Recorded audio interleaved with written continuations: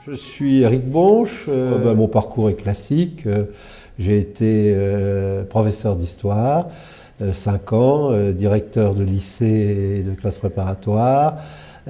Puis j'ai eu la chance en 1994 de répondre à une invitation de la direction diocésaine de Paris pour créer un poste régional dans lequel j'ai pu un petit peu construire un poste au service de notre réseau d'établissements.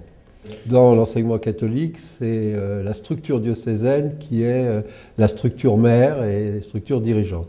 Donc en Île-de-France, nous avons 8 départements auxquels correspondent pour l'articulation de l'Église 8 diocèses. Et chaque évêque a donc nommé un directeur diocésain de l'enseignement catholique de Paris, du 91, du 92, 13, 14, 15, etc., 78 évidemment, 77.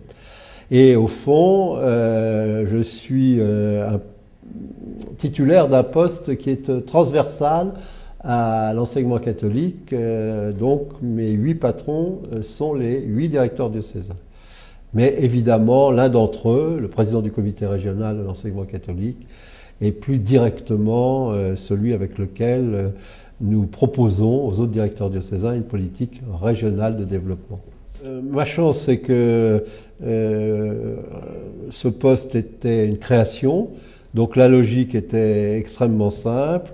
Nous avons pensé que la décentralisation serait une tendance lourde et qu'elle ne ferait que s'accentuer, que donc à côté des structures diocésaines et donc départementales, il était nécessaire d'avoir un poste de professionnel de relation avec le conseil régional, avec les 3 académies et les 3 recteurs pour ce qui est des affaires de développement.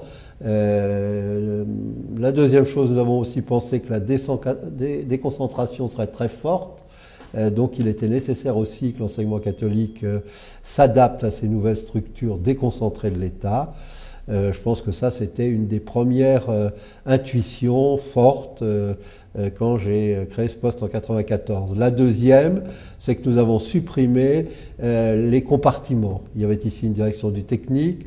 L'apprentissage s'était développé à partir de gens pionniers, mais sans vraiment que l'enseignement catholique s'y intéresse de près. Et puis il y avait l'enseignement général, les classes préparatoires. Et donc l'idée a été que, au fond, le délégué régional du comité régional soit essentiellement l'homme qui anime les différentes structures de chefs d'établissement dans leur spécificité, mais aussi en s'assurant d'avoir des réunions de concertation entre ces différents niveaux. On a donc supprimé la direction du technique, etc. Et c'est devenu une sorte de mission régionale des lycées, du post-bac et de l'apprentissage.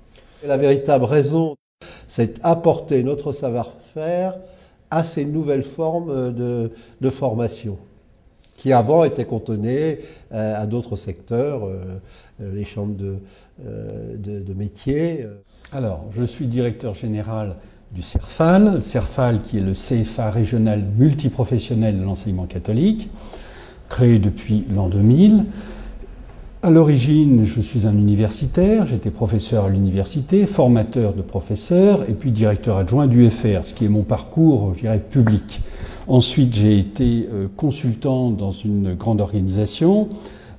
J'ai été également directeur de cabinet dans les milieux politiques et parlementaires, avant d'être le responsable national de l'éducation et de la formation professionnelle du MEDEF. Le CERFAL, c'est une belle institution dans l'enseignement catholique. Aujourd'hui, elle regroupe 2042 apprentis, ce qui nous situe en 3e place au niveau des effectifs. Il y a, à la rentrée, là, 2009, il va y avoir 27 unités de formation par apprentissage. Nous sommes en partenariat avec plusieurs universités prestigieuses, Paris 5, Paris 11 Orsay, la Sorbonne. L'enjeu de la formation par alternance aujourd'hui, est un enjeu capital pour les jeunes, leurs familles, la formation et le gouvernement.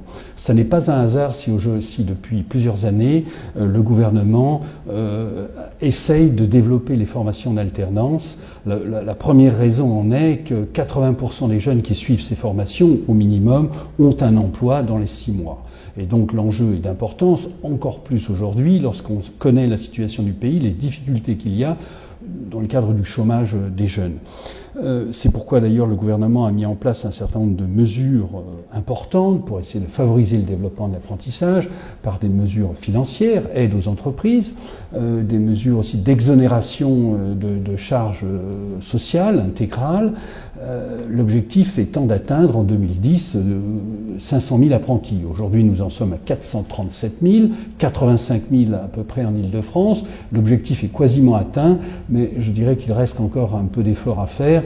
Et le CERFAL va y contribuer avec l'enseignement catholique, c'est notre mission, et ça devient presque, ce qui n'était pas le cas à l'origine, une de nos vocations. En partenariat, bien sûr, avec toutes les missions de l'enseignement catholique, ce n'est pas une formation de remplacement, c'est une formation complémentaire avec la voie sous statut scolaire classique. L'intérêt de nos formations, notamment au CERFAL et dans l'enseignement catholique, c'est que nous essayons d'offrir des suites de parcours les plus diversifiées possibles. Des jeunes, bien sûr, peuvent s'inscrire au niveau 5, au niveau du CAP, jusqu'au plus haut niveau de formation, jusqu'au niveau master, et même aujourd'hui, l'alternance pousse jusqu'au doctorat. C'est dire qu'il y a une évolution extrêmement importante ces dernières années qui revalorise l'image de l'apprentissage et qui lui redonne des lettres de noblesse.